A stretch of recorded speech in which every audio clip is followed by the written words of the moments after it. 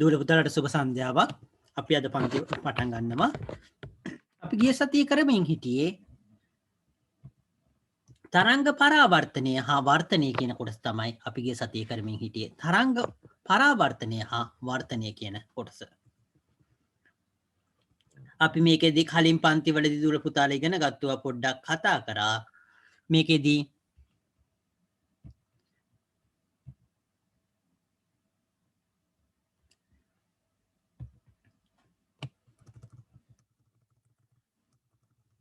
මේක තරංග පරාවර්තනය හා වර්තනය කියන පාඩම ඉතාම වැදගත් පාඩමක්. ඇත්තටම දූල පුතාලා උසස් පෙළ දිනුනත් භෞතික විද්‍යාව, ඒ කියන්නේ දූල පුතාලා ජීව විද්‍යාව හරි භෞතික විද්‍යාංශයේ මොහොකට ගියත් අනිවාර්යෙන් ඉගෙන ගන්න ඕන දෙයක් තමයි මේ තරංග පරාවර්තනය හා වර්තනය කියන කොටස.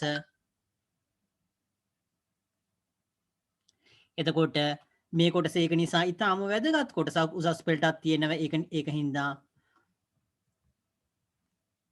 දූල පුතාලා මේ කොටස ටික ටික හොඳින් ඉගෙන ගන්න එක ඉතාම වැදගත් වෙනවා. අපි මේක බැලුවොත් මේකේ මුල් ටික දූල පුතාලා 6 වසරේ 6 ශ්‍රේණියේදී ඉගෙනගෙන තියෙන දේවල් මුලින් මතක් කිරීමක් සිද්ධ වෙන්නේ. අපි මුලින්ම වැදගත් කොටස කියලා කතා කරේ ආලෝකය රිත්‍යක් තුලින් හෝ පාරදෘශ්‍ය මාධ්‍යයක් තුලින් හෝ සරල රේඛීයව ගමන් කරනවා කියන එක තමයි අපි කතා කරන්නේ. මේක 6 ශ්‍රේණියේදී දූල පුතාලා ඉගෙනගෙන තියෙනවා. ආලෝකය රිත්‍යක් තුලින් හරි පාරදෘශ්‍ය මාධ්‍යයක් තුලින් හෝ සරල රේඛීයව ගමන් කරනවා කියන එක. ඊළඟට අපි කතා කරා මේ පරාවර්තනය කියන්නේ මොකක්ද කියන එක කතා කළා. ආලෝක කිරණ පරාවර්තන පුෂ්ඨයක් ඒ දර්පණයක් වගේ දෙයක් මත පතිත වුණාම ආපසු හැරී ගමන් කිරීම තමයි අපි පරාවර්තනය කියලා කිව්වේ. එතකොට මේකේ වැදගත් කොටස් දෙකක් අපි කතා කරා. එතකොට අපි ඊළඟට කතා කරේ තල දර්පණ මගින් සිදුවන ආලෝක පරාවර්තනය කියන එක තමයි අපි ඊළඟට කතා කරේ.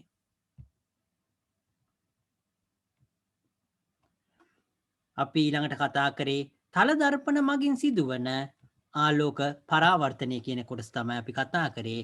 ඒකට මේ ක්‍රියාකාරකම 14 කියන එක අපි පොඩ්ඩක් කතා කරා. ඒක ආපහු දූල පුතාලා කලින් පන්ති වලට ආපු නැති දූල පුතාලා ඉන්නවනම් 14 කියන මේ ක්‍රියාකාරකම් පොඩ්ඩක් ආපහු කියවලා බලන්න. අපි ඊට පස්සේ මේ කිරණ සටහන් කියන එක ගැන කතා කරා. කිරණ සටහන් කියන එක කිරණ සටහන් මේකේ දක්වලා තියෙන මේ පතන කිරණයි මේ පරාවර්තන කිරණයි මෙහෙම දැක්වෙන ආකාරයට අඳින එකට අපි කිරණ සටහන් කියලා කිව්වා. එතකොට ආලෝකය කිරණ ගමන් කරන ආකාරය දැක්වෙන සටහනක් තමයි කිරණ සටහනක් කියලා කිව්වේ. එතකොට මේ පතන කිරණයයි පරාවර්ත කිරණයයි කොහොමද ගමන් කරන්නේ කියන ඒ ආලෝක කිරණ ගමන් කරන ආකාරය දැක්වෙන සටහන තමයි අපි කිරණ සටහනක් කියලා කිව්වේ. එතකොට මේකේ තල දර්පණයක් මත මේක තල කියලා දාගන්න. තල දර්පණය කියන එක මං ගිය සතියේ දර්පණය මත කියලා දැන් මේ තල දර්පණය කියලා ලියන්න. එතකොට ඒක වැදගත් වෙනවා. තල කියන එක උඩ තියුණ ඒ කොටස වැදගත් වෙනවා. තල කියන එක තල දර්පණය කියන එක මොකද වක්‍ර දර්පණක් තියෙනවා. ඒක නිසා ඒක වැදගත් වෙනවා. තල කියන එක ඉස්සරහින් ලියා ගන්න මෙතනින් තල දර්පණයක් මත ඒ පත්වන ආලෝක කිරණ මෙතන දක්වලා තියෙන්නේ. මේ පරාවර්තනය වෙලා එන ආලෝක කිරණ මෙතන තියෙන්නේ. එතකොට අපි කිරණ සටහනක් කියන එක මොකද්ද කියන එක ලියාගත්ත ආලෝක කිරණ ගමන් කරන ආකාරය දැක්වෙන සටහනක්. ඒ කියන්නේ මේ පතනය වෙන කිරණය පරාවර්තනය වෙන කිරණය කියන එක දැක්වෙන සටහන තමයි අපි කිව්වේ. අපි ඊට අමතරව කතා කරා පතන කිරණය දර්පණය මත ගැටෙන ලක්ෂය පතන ලක්ෂය කියලා කතා කරා. පතන කිරණය දර්පණය මත ගැටෙන ලක්ෂයට අපි පතන ලක්ෂය කියලා කතා කරා. දර්පණයේ ගැටි පරාවර්තනය වෙලා යන කිරණයට අපි කිව්වා පරාවර්තන කිරණය කියලා. පතන ලක්ෂයේදී දර්පණයට අඳිනු ලබන ලම්බ රේඛාව අභිලම්බය කියලා අපි කතා කරා. එතකොට මේකෙදී වැදගත් වෙන කොටස් කීපයක් තියෙන එක පතන ලක්ෂය කියන එක, පරාවර්තන කිරණය කියන එක, අභිලම්බය කියන එක, ඊළඟට පතන කෝණයයි පරාවර්තන කෝණයයි. එතකොට මේකෙදී කලින් පින්තූරය ඇඳගත්තාම දූල පුතාලට මෙතන සේරම ලකුණු කරලා තියෙන්නේ පතන ලක්ෂය කියන්නේ මොකක්ද කියන එක. ඊළඟට පතන කෝණය කියන්නේ මෙතන ඒ පතනය වන කිරණය පතන කිරණයයි අභිලම්බයයි අතර මේ පුෂ්ඨයට අඳින අභිලම්බය කියලා කියන්නේ අංශක 90 කියන එක. පුෂ්ඨයට අඳින අංශක 90 රේඛාව තමයි මේ අභිලම්බය කියලා කියන්නේ. මේ අභිලම්බයයි පතන කිරණයයි අතර කෝණයට තමයි කියන්නේ මේ පතන කෝණය කියලා. එතකොට මේ පතන කෝණය කියන එක මේක පරාවර්තනය වෙනවහම එතන පරාවර්තන කෝණය කියන එක ගැන කතා කරා. අභිලම්බය කියන්නේ මොකද්ද? පරාවර්තන කිරණය කියන්නේ මොකද්ද? ඊළඟට පතන කිරණය කියන්නේ මොකද්ද? පතන ලක්ෂය කියලා කියන්නේ මොකද්ද කියන ටික. ඒක දැනගෙන තියෙන එක ඉතාම වැදගත් වෙනවා. ඒක නිසා මම කලින් කිව්වා දුල පුතාලාට මේ 14 එක කියන රූපය ඇඳ ගන්න කියලා එකේ මේ ටික ලකුණු කරගන්න කියලා කිව්වා. ඊට පස්සේ මෙතන මේ කොටසත් ඇත්තටම ලියා ගන්න මුලදි ලියාගත්තට ප්‍රශ්නයක් නෑ. පස්සේ කාලයත් එක්ක මාසයක් දෙකක් විතර යනකොට මේ වැදගත් වෙන්නේ නැහැ ඇත්තටම. මොකද ඒ කලින් අපි ලියාගත්තු මේ ඇඳගත්තු මේ කිරණ සටහන කියන එක වැදගත් වෙන්නේ. මේක දැක්කහම සේරම දූල පුතාලට තේරෙනවා ඇත්තටම.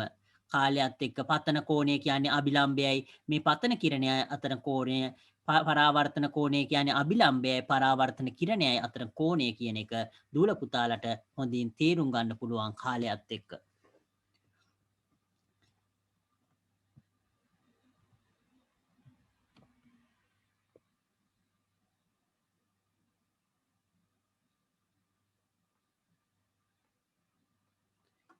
අපි කලින් අපි 8යි 9යි පාඩම් දෙක කළා නැහැ. අනිත් පාඩම් කරලා තියෙන්නේ 14 පාඩමට ඉස්සෙල්ලා පාඩම් දෙකකුත් අපි අත්හැරලා තියෙන්නේ.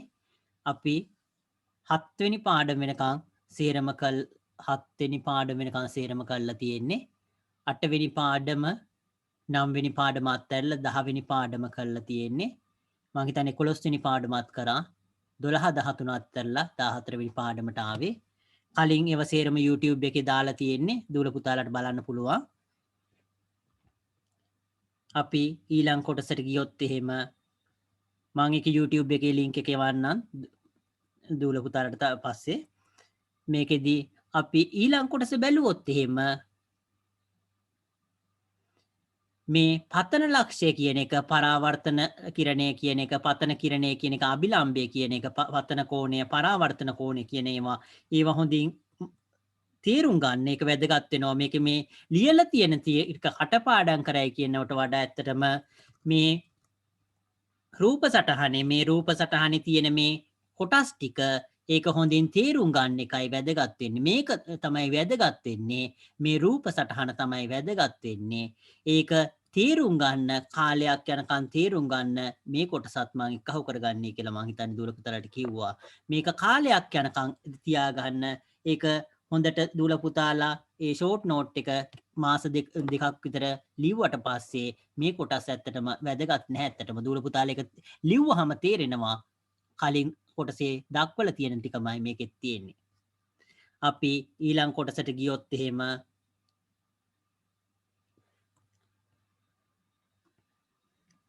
අපි 14 කියන මේකත් මේ ක්‍රියාකාරකමත් අපි කරා.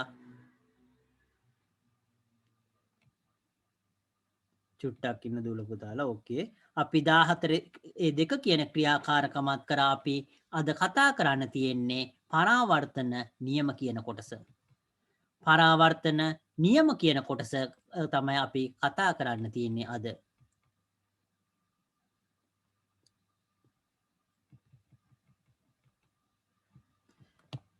මේ පරාවර්තන නියම කියන එක ඉතාම වැදගත් වෙනවා. ඇත්තටම සාමාන්‍ය පෙළට එහෙමත් එන්න පුළුවන් දෙයක්. ඇත්තටම පරාවර්තන නියම කියන කොටස අපි ඒක පොඩ්ඩක් බැලුවොත් එහෙම ක්‍රියාකාරකම 14 1 14 2 කියන කලින් ක්‍රියාකාරකම් දෙකදී ලැබුණු නිරීක්ෂණ පහත දැක්වේ කියලා දක්වලා තියෙනවා. එතකොට කලින් ක්‍රියාකාරකම් දෙක 14 1යි 14 2යි කියන ක්‍රියාකාරකම් අපි ඒක පොඩ්ඩක් ආපහු මතක් කරොත් එහෙම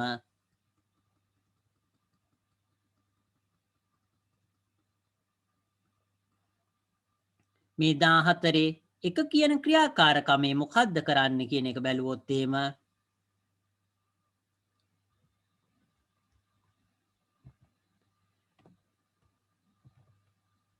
14 එක කියන ක්‍රියාකාරකම අපි බැලුවොත් එහෙම මේක පොඩ්ඩක් මතක් කරොත් එහෙම මේකෙදි මොකද්ද කරන්නේ? සුදු කඩදාසියක් මේසයක් උඩ තියෙනවා. ඊට පස්සේ මේ කඩදාසියට ලම්බකව, ඒ කියන්නේ මෙතන කඩදාසියක් තියෙන මෙහෙම මේසේ උඩ. ඒ කඩදාසිය මත අංශක 90ක මේ කෝණයක් හැදෙන විදියට මෙහෙම මෙතන මේ තියෙන තිරස් තලය, මේක සිරස් තලය, මේක සිරස්ව තියෙන්නේ. කඩදාසිය මත මේ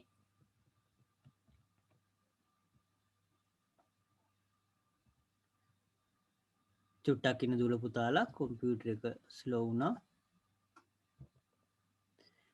හරි. අපි මේ කඩදාසිය මත, සුදු කඩදාසිය මත දර්පණය, තල දර්පණයක් මෙහෙම තියලා තියෙනවා මේකේ කඩදාසිය මත. එතකොට මේ කඩදාසියට ලම්බකව, ඒ කියන්නේ කඩදාසියට අංශක 90ක් උඩට, ඒ කියන්නේ ඒ කඩදාසිය උඩ හිටවලා තියෙන්නේ ඇත්තටම කිව්වොත්. එතකොට කඩදාසිය මත මේම හිටවලා තියෙනවා තල දර්පණයක්. ඊට පස්සේ මොකද කරන්නේ? මේ තල දර්පණයේ තියපු රේඛාව, තියලා තියෙන තැන වටේ රේඛාව අපි ඇඳ ගන්නවා කියලා දක්වලා තියෙනවා කඩදාසිය මත. තල දර්පණයේ තැබූ රේඛාව කඩදාසිය මත සලකුණු කර ගන්නවා කියලා දක්වනවා. එතකොට තල දර්පණය කොහෙන්ද තියුවේ කියන එක කඩදාසිය මත සලකුණු කර ගන්නවා කියලා දක්වලා තියෙනවා. ඊට පස්සේ තල දර්පණයට ආනතව විදුලි පන්දමක්, කෝලේස පන්දමක් ආධාරයෙන් ආලෝකය එල්ල කරනවා කියලා කියනවා. එතකොට මේ තල දර්පණයට ආනතව කියලා කියන්නේ මේක මේ තල දර්පණයේ ඉස්සරහා, හරියටම ඉස්සරහා නෙවෙයි, පැත්තේ ඉඳන් තල දර්පණයේ පැත්තේ ඉඳගෙන මේ ලේස හරි විදුලි පන්දමක ආලෝකය හරි මේකට එල්ල කරනවා කියලා කියන්නේ. කියන්නේ තල දර්පණයේ තියෙනවා මේක උඩ ලම්බකව, අපි පැත්තේ ඉඳන්, ඒ කියන්නේ හරියටම ඉස්සරහටම ගිහින් නෙවෙයි, පැත්තෙන් අපි ආලෝක කිරණයක් මේකට පතිත කරනවා. ඊට පස්සේ ආලෝක කිරණය වැදිලා පරාවර්තනය වන ආකාරය, කොහොමද පරාවර්තනය වෙන්නේ කියන එක තමයි මේකෙන් නිරීක්ෂණය කරනවා කියලා කියන්නේ. එතකොට මේ යන ආලෝක කිරණය ඒක පැන්සලෙන් ඇඳ ගන්න කියනවා. ඊළඟට මේක පරාවර්තනය වෙල එන ආලෝක කිරණයක් පැන්සලෙන් ඇඳ ගන්න කියනවා. ඊට පස්සේ මේකෙන් කරන්නේ මේ දර්පණය ඉවත් කළා. එතකොට අපිට මේ කොටසක් මෙතන හම්බ වෙනවා, මෙතන කොටසක් හම්බ වෙනවා. එතකොට ඒක දික් කළා දර්පණය වෙනකන් දික් කරාම එතකොට ඒ අවස්ථාවේදී එතකොට දර්පණය වෙනකන් දික් කරන්න කියනවා. ඊට පස්සේ කිරණ සටහන සම්පූර්ණ කරන්න තියෙන්නේ. එතකොට දර්පණය මත ආලෝකයේ පතනය වූ ලක්ෂයේ සිට දර්පණ රේඛාවට ලම්බක රේඛාවක් අඳින කියන. එතකොට මේ දර්පණයේ තල දර්පණයේ තියෙන ඒ රේඛාවට ලම්බක අංශක 90ක අභිලම්බයක් අඳින්න කියලා කියනවා. එතකොට අංශක 90ක රේඛාවක් අඳින්න කියලා තියෙනවා. එතකොට මේකෙදි මේ කෝණයයි, ඒ කියන්නේ පතනය වෙනකොට කෝණයයි, පරාවර්තනය වෙනකොට කෝණයයි, මේ දෙක ඒක කොච්චර කෝණේ අගයක් වෙනවද කියන එක හොයන්න කියන එක තමයි ඉතින් මනින්න කියලා එක තමයි දක්වලා තියෙන්නේ. ඒක විශේෂයි ඇත්තටම. ඒක ඊළඟට අපි කතා කරන ඒ පරාවර්තන නියම කියන එකට ඒක ඊටාම ඒක වැදගත් වෙනවා ඇත්තටම. චුට්ටක් ඉන්න දුල පුතාලා. හරි. අපි මේ 14 කියන එකත් බැලුවොත් එහෙම මේකේ මොකද්ද කරන්න කියන එක බැලුවොත් එහෙම සුදු කඩදාසිය මේසයක් මත තියලා මේ අවස්ථාවේදී සුදු කඩදාසියක් මේසයක් මත තියෙනවා. කඩදාසිය මත ලම්බකව සිටිනසේ ආධාරකයේ රැඳ වූ දර්පණය තබන්න කියන. එතකොට මේ අවස්ථාවෙත් එතකොට ඒ දර්පණයක් එතකොට කඩදාසිය මත සිටවනවා. තල දර්පණයේ තැබූ රේඛාව කඩදාසිය මත සලකුණු කරන්න කියන. කලින් අවස්ථාව වගේම කොතනද දර්පණයේ තියුවේ කියන එක සලකුණු කරන්න කියනවා. තල දර්පණයේ ඉදිරියෙන් දර්පණයට ආනත රේඛාවක් ඔස්සේ පිහිටින පරිදි ඇල්පෙනිති දෙකක් සිටවන්න කියන. එතකොට ඇල්පෙනිති දෙකක් මේ ආකාරයට මෙතන ලක්ෂ දෙකක සිටවන්න කියලා කියනවා ආනතව. ඊට පස්සේ මොකද කරන්නේ? දර්පණයේ ඉදිරියෙන් ඇල්පෙනෙත්ති කටුවල ප්‍රතිබිම්බ පෙනෙන අයුරු නිරීක්ෂණය කරන්න. එතකොට මෙහෙම තියුවාම මේ පැත්තට ගියාම එතකොට මේකේ මේ ඇල්පෙනිති කටුවල ප්‍රතිබිම්බ අපිට බලා ගන්න පුළුවන්. එම ප්‍රතිබිම්බ සමග එක එල්ලේ සිටිනසේ තව ඇල්පෙනිති දෙකක් කඩදාසිය මත සිටුවෙන. එතකොට මේ ඇල්පෙනිති දෙකක් එතන හිටෙව්වා. මේ ඇල්පෙනිති දෙකේ ප්‍රතිබිම්බ අපි බැලුවාම ඒ ප්‍රතිබිම්බය පේනවා. ඒ ප්‍රතිබිම්බත් එක එල්ලේ එක පේලියට සිටින විදියට අපි ඇල්පෙනිති දෙකක් තව හිටවන්න කියනවා. ඊට පස්සේ දර්පණය ඉවත් කළා මේ ලක්ෂයා කරන්න කියලා දක්වනවා. ඊට පස්සේ මෙතන මේ පතනය වෙන කෝණයයි පරාවර්තනය වෙන කෝණයයි මනින්න කියලා තමයි දක්වලා තියෙන්නේ. මේ දෙක තමයි අපි ගිය සතිය අන්තිමට කතා කරේ. අපි අද කතා කරන්න බලාපොරොත්තු වෙන්නේ පරාවර්තන නියම කියන කොටස. ඇත්තටම කලින් ඒ අවස්ථාවේදී ඒ පරීක්ෂණය ඉවර වුණාම ඒ පතන කෝණයයි පරාවර්තන කෝණයයි මනින්න කියලා තියුනේ මේකට එන්න ඇත්තටම. ඒ පතන කෝණයයි පරාවර්තන කෝණයයි අතර සම්බන්ධය තමයි මේ පරාවර්තන නියම වල එක කොටසක් වෙන්නේ. අපි ඒ කොටස බැලුවොත් එහෙම පරාවර්තන නියම කියන කොටස එතකොට පරාවර්තන නියම කියන එක බැලුවොත් එහෙම මුලින්ම පතන කිරණය පරාවර්තන කිරණය හා පතන ලක්ෂයේදී දර්පණයට ඇති අභිලම්භය කඩදාසිය මත එනම් එකම තලයක පවතී. පතන කිරණයෙහි හා පරාවර්තන සමාවෙන්න පතන කෝණේ හා පරාවර්තන කෝණේ අගය එක සමාන බව. එතකොට මේ දෙක තමයි එතකොට මේකෙදී මේ පරාවර්තන නියම කියන්නේ අපි ඊළඟට මේ කොටසෙදී ඒක දක්වලා තියෙනවා. මෙතන අපි ඊටු ටිකක් බැලුවොත් එහෙම ආලෝකය පරාවර්තනය වන සෑම අවස්ථාවකදීම ඊට නිරීක්ෂණ සත්‍ය වේ. එබැවින් ඒවා පරාවර්තන නියම ලෙස හැඳින්වේ. ඒක නිසා දූල පුතාලා මේ පරාවර්තන නියම කියලා ලියන්න පරාවර්තන නියම කියලා ලියලා මෙතන මේ පල්ලෙහා තියෙන එක පොතේ සටහන් කරගන්න 1 2 කියලා. පතන කිරණයත් පරාවර්තන කිරණයත් පතන ලක්ෂයේදී පුෂ්ඨයට ඇඳි අභිලම්භයත් එකම තලයක පිහිටයි. මේ දෙක ඉතාම වැදගත් වෙනවා. ඒක නිසා අනිවාර්යයෙන්ම හොඳින් මතක තියාගන්න යුතු දෙයක් ඇත්තටම මේක. ඒක නිසා පරාවර්තන නියම කියලා ලියලා ඒක යටින් මේ කොටස් දෙක ලියා ගන්න. මෙතන 1 කියන එකයි මේ 2 කියන එකයි දෙකම ලියා ගන්න පරාවර්තන නියම කියලා.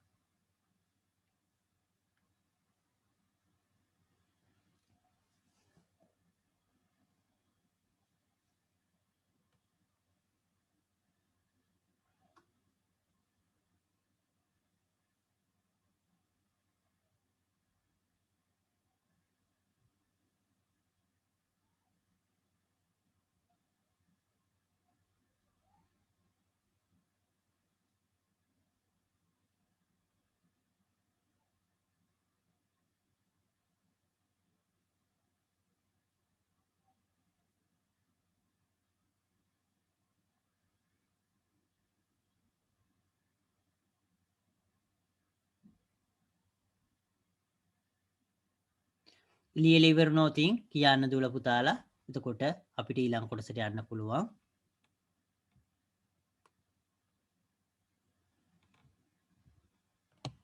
හරි සර්. ඕකේ. හරි සර්. ලියා ගන්න දුල පුතාලා ඉන්නවද?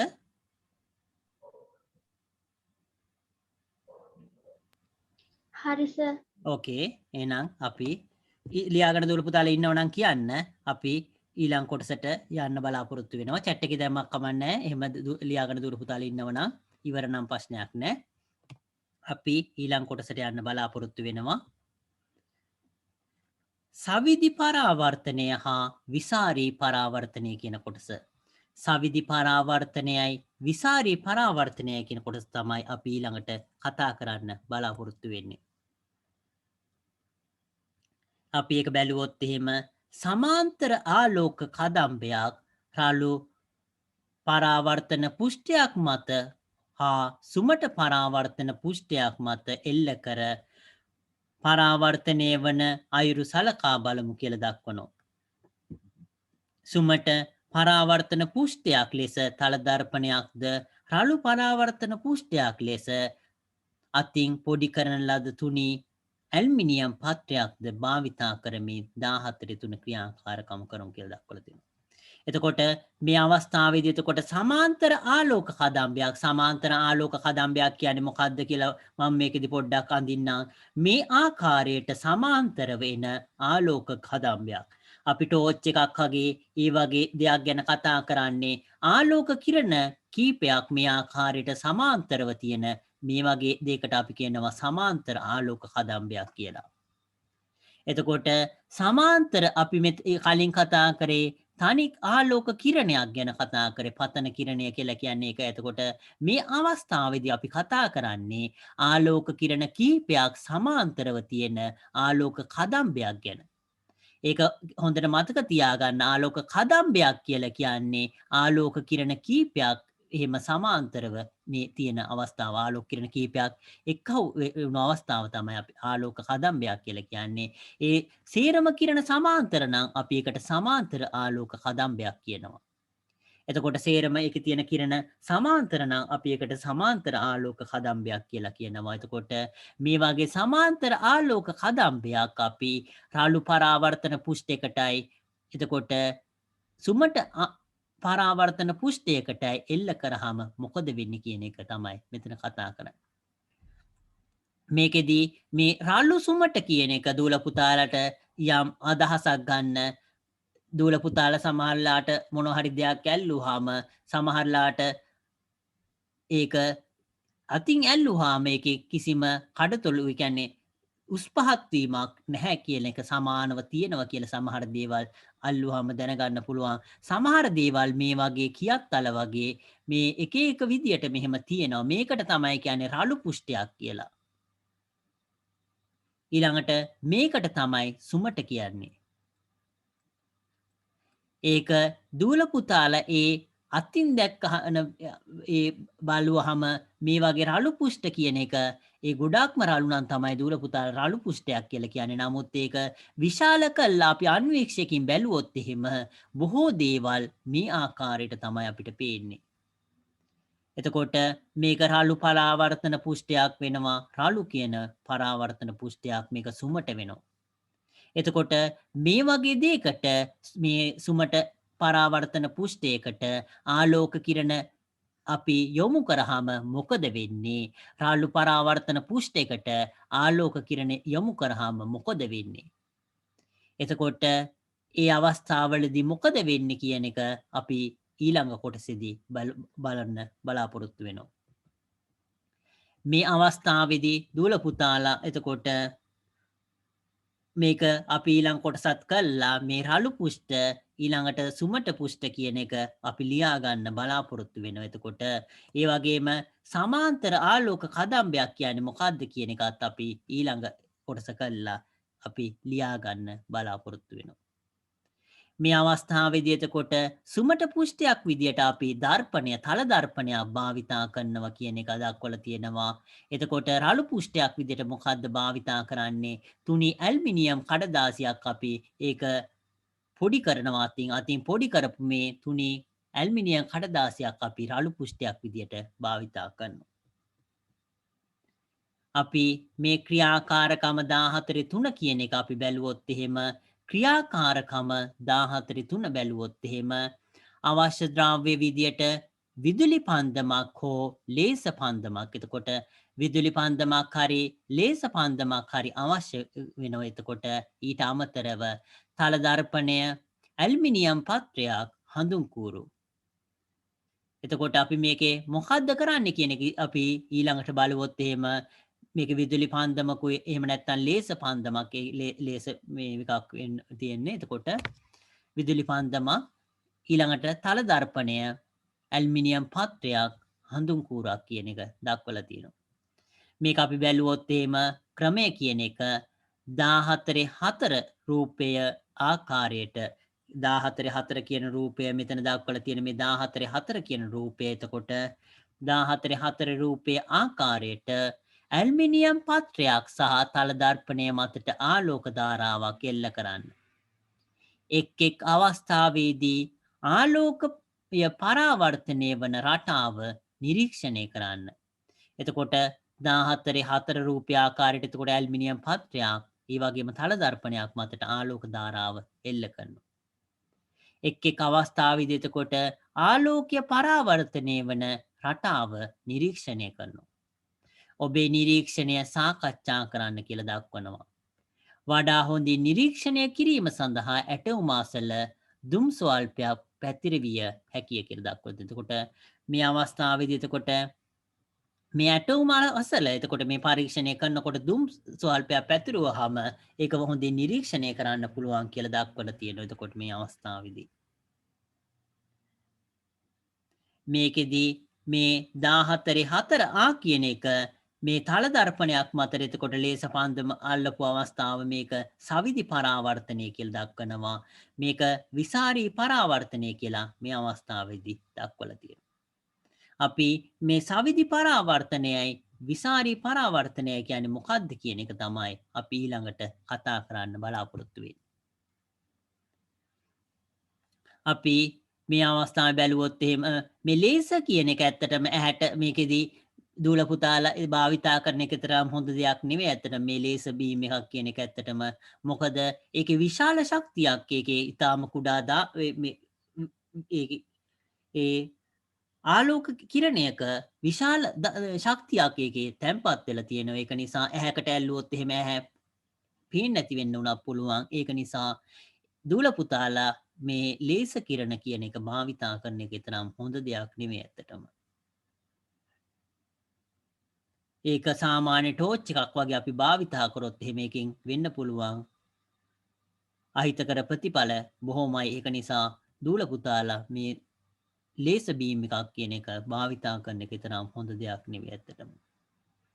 ඊළඟ එක බැලුවොත් එහෙම අපි 14 කියන එක බැලුවොත් එහෙම අවස්ථාවේදී 14 අවස්ථාවේ කියන්නේ මේ තල දර්පණයකට මේ ලේස බීම් එකක් අල්ලපු අවස්ථාවේදී එතකොට සමාන්තර ආලෝකය සමාන්තර ලෙසම පරාවර්තනය වුණා. එතකොට මේ අවස්ථාවේදී අපි සුමට මතු පිටක් මතට මේ ආලෝක කිරණ පත්තනය කිරීමේ තල දර්පණය කියන එක. එතකොට ඒ අවස්ථාවේදී මොකද වෙන්නේ? සමාන්තර වෙන්නේ ආලෝකය සමාන්තරවම පරාවර්තනය වෙනවා. ඊළඟ එක බැලුවොත් එහෙම කියන දෙවෙනි අවස්ථාව බැලුවොත් එහෙම සමාන්තර ආලෝකය සමාන්තර නොවන ලෙස විවිධ දිශා ඔස්සේ පරාවර්තනය වෙනවා.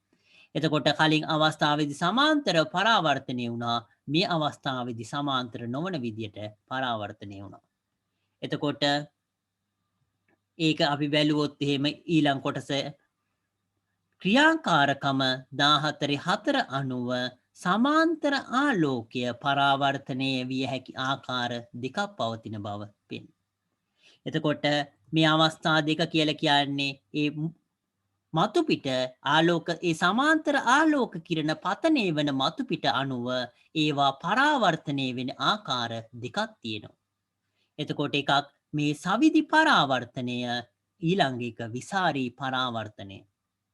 එතකොට මේ සවිදි පරාවර්තනය කියන එක මෙතන මේ රූපේ දක්වලා තියෙන එක අපි එකක් බලලා අපි ඒක ෂෝට් නෝට් එකට ගෙනියන්න බලාපොරොත්තු වෙනවා. ඒ කොටසත් අපි කතා කළා. සවිදි පරාවර්තනය කියන එක අපි මුලින්ම බැලුවොත් එහෙම පුෂ්ඨය මේක සුමට පුෂ්ඨයක් මතට තමයි අපි ආලෝකය පතනය කරන්නේ. සුමට පරාවර්තන පුෂ්ඨ මගින් සිදු කරනවා මේ සවිදි පරාවර්තනය කියන එක. සමාන්තර ආලෝකය සමාන්තර ලෙසම පරාවර්තනය වෙනවා. මේකට උදාහරණ විදියට තල දර්පණයක් මගින් සූර්යාලෝකය පරාවර්තනය වීම. තල දර්පණයක් මගින් ලේස කිරණ පරාවර්තනය වීම. අපි ඊළඟ එක බැලුවොත් එහෙම විසාරී පරාවර්තනය කියලා කියන්නේ මොකද්ද? රාළු පරාවර්තන පුෂ්ඨයක්. එතකොට රාළු පුෂ්ඨයක් මගින් එතකොට සමාන්තර ආලෝක කිරණ විවිධ දිශා ඔස්සේ පරාවර්තනය කරන. එතකොට මේ සමාන්තර ආලෝක කිරණ රාළු පුෂ්ඨයක් මගින් කරන්නේ මොකද්ද? විවිධ දිශා වලට පරාවර්තනය කරනවා.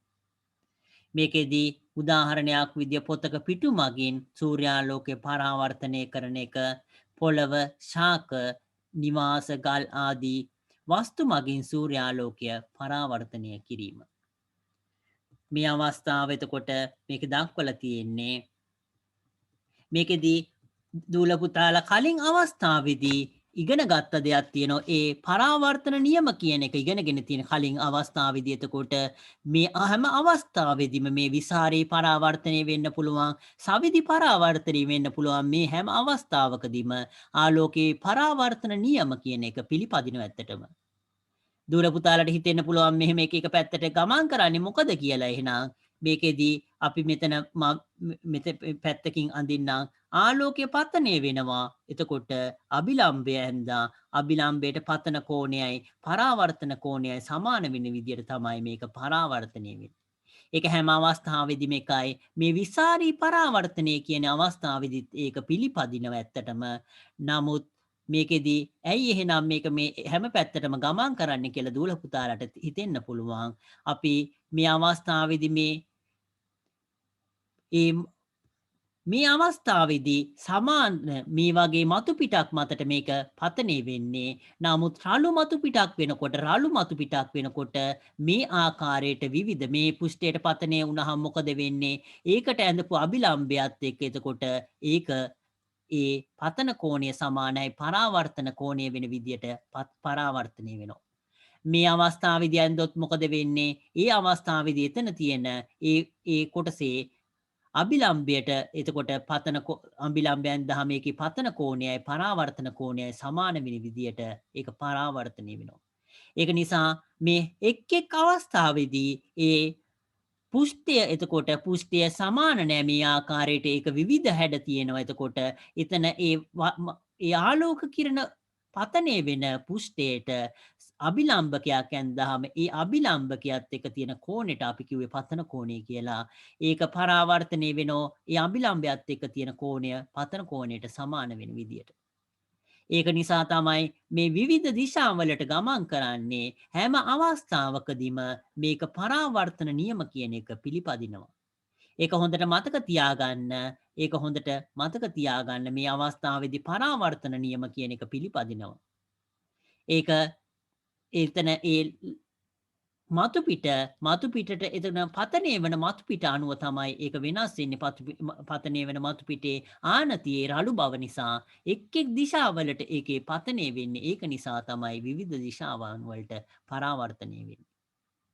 ඒක හොඳට මතක තියාගන්න මේ සවිදි පරාවර්තනය විතරක් නෙවෙයි විසාරී පරාවර්තනය කියන එකත් මේවා ආලෝකයේ පරාවර්තන නියම කියන ඒවා පිළිපදිනවා. ඒක හොඳට මතක තියාගන්න. ඒක වරදින්න පුළුවන් අවස්ථාවක්. නමුත් ඒක හොඳට මතක තියාගන්න ආලෝකයේ පරාවර්තන නියම කියන ඒවා පිළිපදිනවයි කියන එක. අපි ඊළඟ කොටස පොඩ්ඩක් කතා කරලා අපි ඒ ටික ලියා ගන්න බලාපොරොත්තු වෙනවා. එදිනෙදා ජීවිතයේදී බහුලවම හමුවනුයේ සවිදි පරාවර්තනය සිදුවන අවස්ථාද නැතිනම් විසාරී පරාවර්තනය සිදුවන අවස්ථාද යන්න සිතා බලන්න. සවිදි පරාවර්තනය මෙන්ම විසාරී පරාවර්තනයද එදිනෙදා ජීවිතයේදී ප්‍රයෝජනවත් වේ කියලා දක්වලා තියෙනවා. අපි මෙතන ඉඳන් කලින් ටික එතකොට ලියා ගන්න බලාපොරොත්තු වෙනවා. එතකොට අපි මුලින්ම මේක වැදගත් වෙන්නේ සුමෙට මතු පිටකුයි රළු මතු පිටකුයි කියන්නේ මොකක්ද කියන එක තමයි අපි ලියා ගන්න වෙන්නේ. එතකොට ඊළඟට සමාන්තර ආලෝක කදම්බයක් කියන එක. එතකොට දූල පුතාලා මේ මෙතන දක්වලා තියෙන මේ ආලෝක කදම්බය කියන එක මේක හරහට උනත් කමන්නේ මොන ආකාරයෙන් හරි මේක ඇඳලා මේක සමාන්තර ආලෝක කදම්බයක් කියලා ලියා ගන්න. ආලෝක කිරණ කීපයක් ඇඳලා 3-4ක් විතර ඇඳලා ඒක සමාන්තර ආලෝක කදම්බයක් කියලා ලියා ගන්න. සමාන්තර ආලෝක කදම්බයක්. ඒක මම හිතන්නේ පේලියට ලියා ගන්න පුළුවන් ඇති සමහරවිට ඉඩ තියෙන අනුව ඒක ලියා ගන්න. ඊළඟට සුමට මතු පිටක් කියන්නේ මොකද්ද කියන එක රළු මතු පිටක් කියන්නේ මොකද්ද කියන එක අපි ලියා ගන්න ඕන.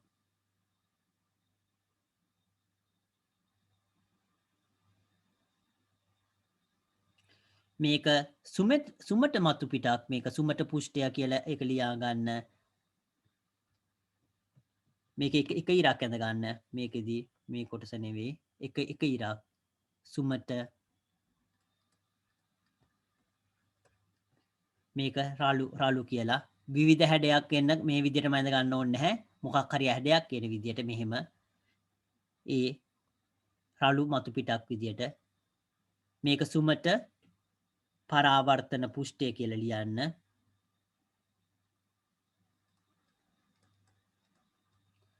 පුෂ්ඨය කියලා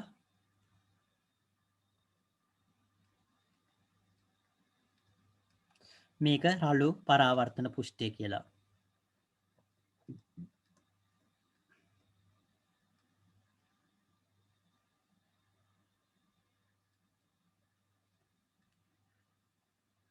එතකොට අපි සමාන්තර ආලෝක කදම්බයක් කියන එක ඇඳගත්තා. සුමට පරාවර්තන පුෂ්ඨය ඇඳගත්තා. රළු පරාවර්තන පුෂ්ඨය කියන එක අපි ඇඳගත්තා.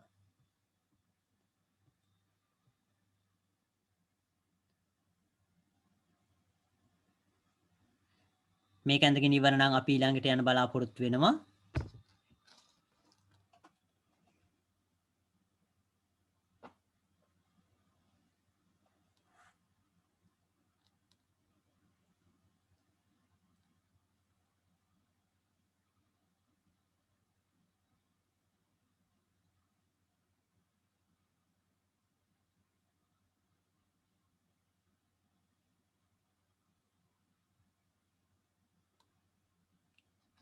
ඇඳගෙන ඉවර නම් දුල පුතාලා කියන්න.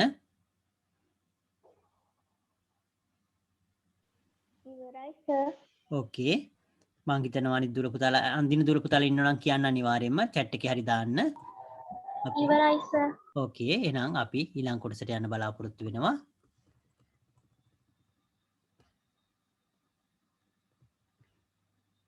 අපි ඊළඟට කතා කරන්න අප කරේ මේ විසාරී පරාවර්තනයයි සවිදි පරාවර්තනය කියලා.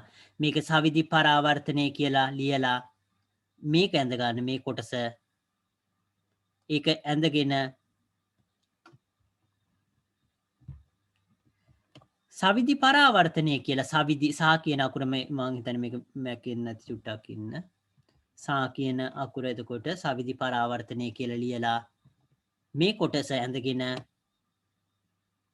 මේක යටින් මෙහෙම මෙතනින් දාගන්න සුමට කියලා තියුණාම ඇති පරාවර්තන පුෂ්ඨය කියලා තේරෙනවා. දුල පුතට කලින් ලියාගත්තු හින්දා සුමට කියලා ලියන්න. සුමට පුෂ්ඨය කියලා ලියාගත්තා කමන්නේ. පරාවර්තන කියන එක දුල පුතාලා මේ අවස්ථාවේ දන්නවා. ඒක නිසා පරාවර්තන කියන එක වැදගත් වෙන්නේ නැහැ ඇත්තටම. ඊට පස්සේ මේක ලියා ගන්න සමාන්තර ආලෝකය සමාන්තර ලෙස පරාවර්තනය වේ කියලා.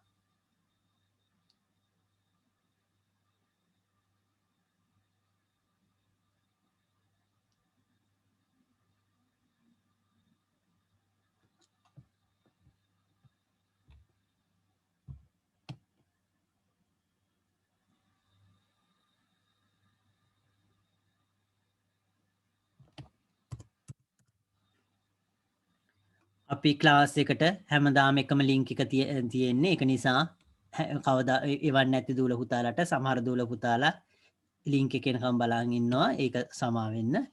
මේ හැමදාම අපි එකම පාස්වර්ඩ් එකයි ID එකයි පාස්වර්ඩ් එකයි භාවිතා කරන්නේ.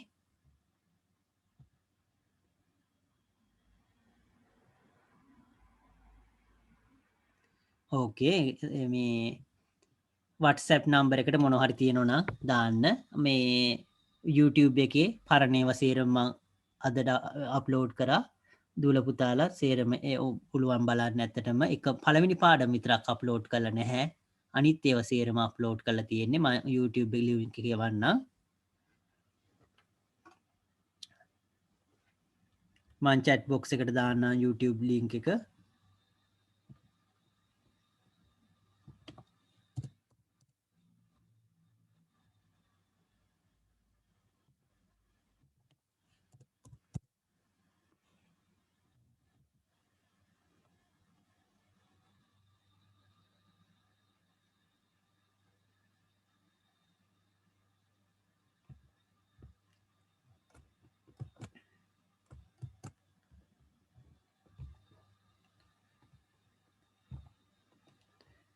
මේක ලියාගෙන ඉවර දූල පුතාලා ලියාගෙන ඉවර නම් ඊළඟ කොටසට අපි යන්න බලාපොරොත්තු වෙනවා.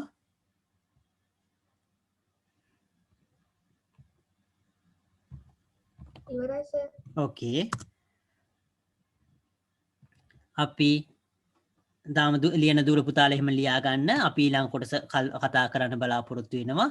ඊළඟට විසාරී පරාවර්තනය කියලා ලියලා විසාරී පරාවර්තනය කියලා මේ කොටස ඇඳ ගන්න. ඇඳගෙන විසාරී පරාවර්තනය කියලා ලියලා මේ කොටස ඇඳ ගන්න. ඊට පස්සේ මේක මෙතනින් ඉරක් ගහලා ලියන්න රළු පුෂ්ඨය කියලා. රළු පුෂ්ඨය කියලා ලියා ගන්න මේක. ඊට පස්සේ මේ කොටස සමාන්තර ආලෝකය විවිධ දිශා ඔස්සේ පරාවර්තනය කරයි කියලා.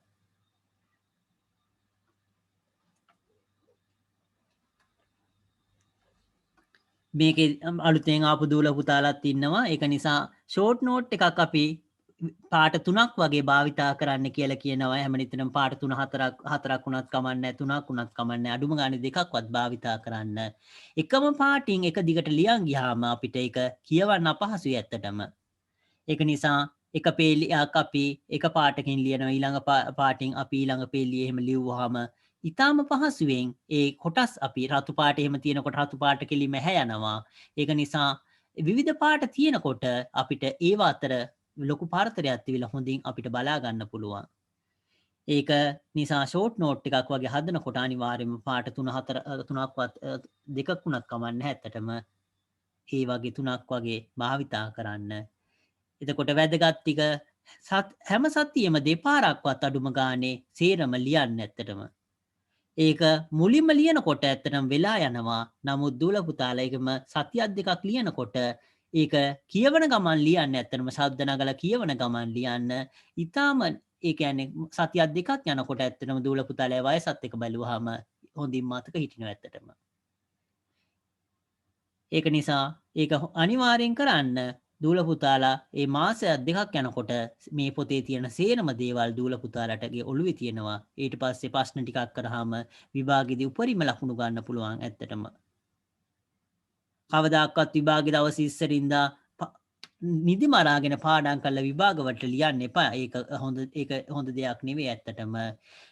විභාග දවසට ඉස්සරින්දා ෂෝට් නෝට් එක පොඩ්ඩක් බලලා හොඳට නිදාගෙන ගිහිල්ලා විභාගෙ ලියන්න. එතකොට ඒක තමයි වැදගත් වෙන්නේ. මේ ටික ලියාගෙන ඉවරද දූල පුතාලා? විසාරී හරි සර්. ඕකේ. ලියන දූල පුතාලා ඉන්නවද?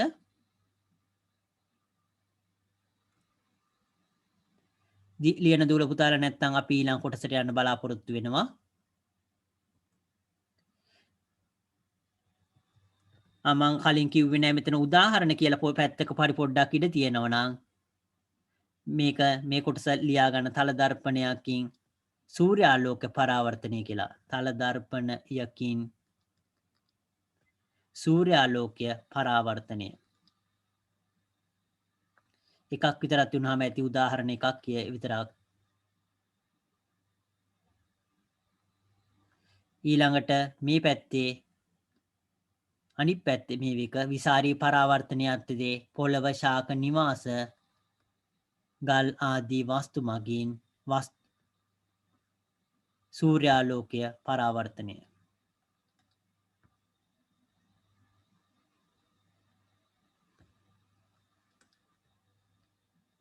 වස්තු වලින් කියලා දැම්මත් හරි වස්තු වලින් කියලා කැමති විදියක් මගින් කියලා දැම්මත් හරි වස්තු වලින් කියලා දැම්මත් එකයි හැසිරෙම එක. පුළුවන් තරම් කාලෙත් එක්ක මේක පොඩියට ලියා ගන්න එක වැදගත් වෙනවා.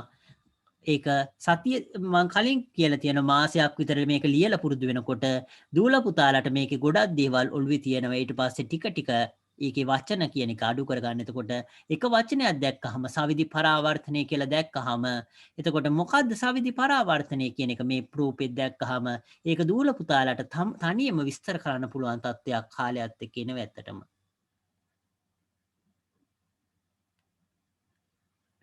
ඒ කියන්නේ සවිදි පරාවර්තනය කියලා කිව්වහම මේ ආකාරයේ මේකේ තියෙන මේ පින්තූරය මතකයෙන් අඳින්න පුළුවන් කාලයක් එනවා ඇත්තටම මාසයක් දෙකක් යනකොට ඇත්තටම. එතකොට සවිදි පරාවර්තනය කියලා විතරක් තියුණාම මේ සේරම ටික දූල පුතාලට මතකයෙන් අඳින්න පුළුවන්. ඒක කටපාඩම් කිරීම නෙවෙයි ඇත්තටම කටපාඩම් කරනවා කියන එක වෙනස් ඇත්තටම මේක මේ කටපාඩම් කිරීමක් නෙවෙයි ඇත්තටම.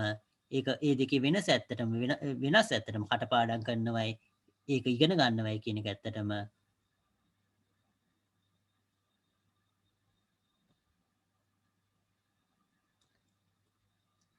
මේ කොටස හරිද දූල පුතාලා?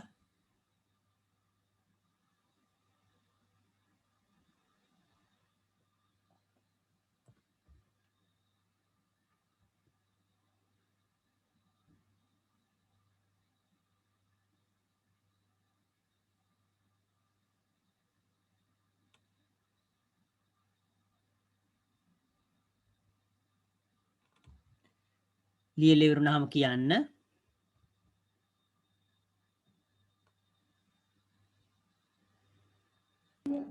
Hari sir. ඕකේ. Hari sir. ඕකේ අපි චුට්ටක් ඉන්න.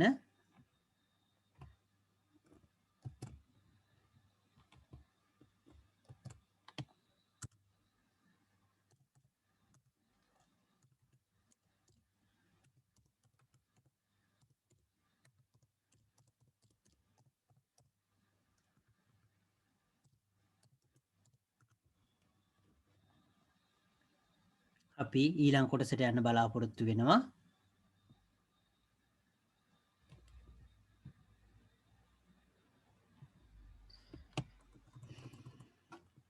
අපි අන්තිමට කතා කරපු කොටස මේ කොටස අපි කතා කරලා අද ඉවර කරන්න බලාපොරොත්තු වෙනවා. එදිනෙදා ජීවිතයේදී බහුලව හමු වනුයේ සවිධි පරාවර්තනය අපි කලින් කතා කිව්ව මේක ආපහු පොඩ්ඩක් බැලුවොත් එහෙම සවිධි පරාවර්තනය සිදුවන අවස්ථාද නැත්නම් විසාරී පරාවර්තනය සිදුවන අවස්ථාද යන්න සිතා බලන්න කියලා දක්වලා තියෙනවා. සවිධි පරාවර්තනය මෙන්ම විසාරී පරාවර්තනයද එදිනෙදා ජීවිතයේදී ප්‍රයෝජනවත් වෙනවා. සවිධි පරාවර්තනය ප්‍රයෝජනවත් වන අවස්ථා කියලා මේක දක්වලා තියෙනවා. සවිධි පරාවර්තනය කියන එක ප්‍රයෝජනවත් වන අවස්ථා විදියට තලදර්පණ භාවිතා වන සෑම අවස්ථාවකදීම සවිධි පරාවර්තනය භාවිතා වෙනවා. විවිධ සංදර්ශනවල චිත්‍ර විචිත්‍ර ආලෝක රටා මැවීමට එතකොට විවිධ සංදර්ශන මේ වගේ ලේස ආලෝක එහෙම ඒ වගේ දක්වලා සමහරලාට තියෙනවා. ඒවා යන්ත්‍ර සූත්‍රවල චලන හඳුනා ගැනීමට කියලා දක්වලා තියෙනවා. යන්ත්‍ර සූත්‍රවල චලන හඳුනා ගැනීමට කියලා දක්වලා තියෙන මේක මේ සමහර දේවල් ලේස බීම් එකක් ඒ සමහර වස්තු තියෙනවා මැෂින් එහෙම ඒක පිහිටීම ඒ වස්තු මේ මැෂින් එක එහාට මෙහාට ගමන් කරනවා ඒක ගමන් කරන එක ලේස බීම් එකක් මේකට අපි මේක මොකක් හරි ඒ කණ්ණාඩියක් හරි මොකක් හරි හයි කළා ඒකට ඒ ලේස බීම් එක පතනය කළා ඒක පරාවර්තනීය වෙන කිරණයත් එක්ක ලේස බීම් හරි එහෙම නැත්නම් ඉන්ෆ්‍රාරෙඩ් කියන්නේ අදෝරක්ත කිරණ බීම් එකක් මේකට පතනය කළා ඒ පරාවර්තනය වෙන එන ආකාරය අනුව පුළුවන් ඒක කොහොමද තියෙන්නේ කියන එක දැනගන්න. ඒක ගැන තමයි මෙතන මේ කියන්නේ ඇත්තටම යන්ත්‍ර සූත්‍රවල චලන හඳුනා ගැනීම කියලා. විවිධ සංදර්ශනවල විවිධ චිත්‍ර ආලෝක රටා මැවීමට කියන එක ඊළඟට තලදර්පණ භාවිතා වන සෑම අවස්ථාවකදීම කියලා දක්වලා තියෙනවා. එතකොට මේකෙදී අපි මේක ලියා ගන්න වෙන එතකොට සවිධි පරාවර්තනය ප්‍රයෝජනවත් සවිධි පරාවර්තනයේ ප්‍රයෝජන කියලා ලියන්න. ප්‍රයෝජන ටික ටිකනේ මේ කොටස් ටික ටික පොඩි කරන්න ඇත්තටම අකුරු ගොඩක් නෙවෙයි අපිට මේකේ තියෙන දැනුමයි අවශ්‍ය වෙන්නේ. ඒක නිසා කාලයත් එක්ක ටික ටික කොහොමද පොඩි කරන්නේ කියන එක දූල පුතාලට තේරෙයි. සවිධි පරාවර්තනයේ ප්‍රයෝජන කියලා ලියා ගන්න මේක. තලදර්පණ භාවිතය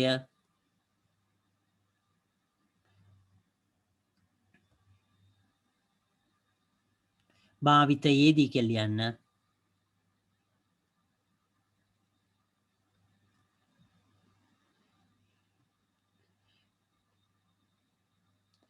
විවිධ සංදර්ශනවලදී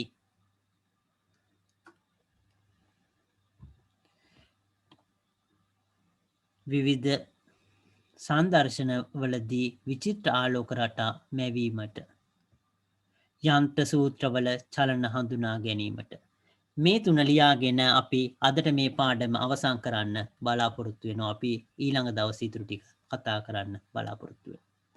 එතකොට මේ අපි මෙතන කතා කරේ එතකොට